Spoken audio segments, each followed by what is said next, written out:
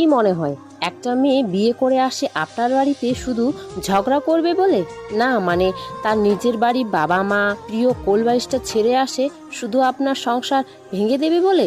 সেই মেয়েটা অ্যাডজাস্ট করতে পারে না, সেই মেয়েটা হিংসুটে, সেই মেয়েটার রুচি ভালো না, সেই মেয়েটার সবটাই খারাপ।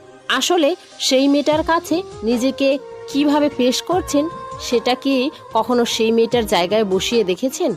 তার হয়ে বলার কেউ নেই বলে হাসির ছলে কত কথাই না বলে যেতে পারেন। সে পাল্টা উত্তর দিলে বা ব্যবহারটা ফিরিয়ে দিলে সেই খারাপ। কত সহজ, তাই না? আসলে কোনো মেয়ে অন্য বাড়িতে শুধু কাজ করবে বলে বা বাচ্চা সামলাবে বলে যায় না। সে তার নিজের পরিবার ছেড়ে আসে সেখানেও একটা পরিবার পাবে এই ভেবে। শুধু পাল্টে যায় আচরণগুলো আঘাত পেতে পেতে। আর তখন থেকেই চারিদিকে বদনাম ছড়াতে শুরু করে। বড়দের সে সম্মান করতে জানে না।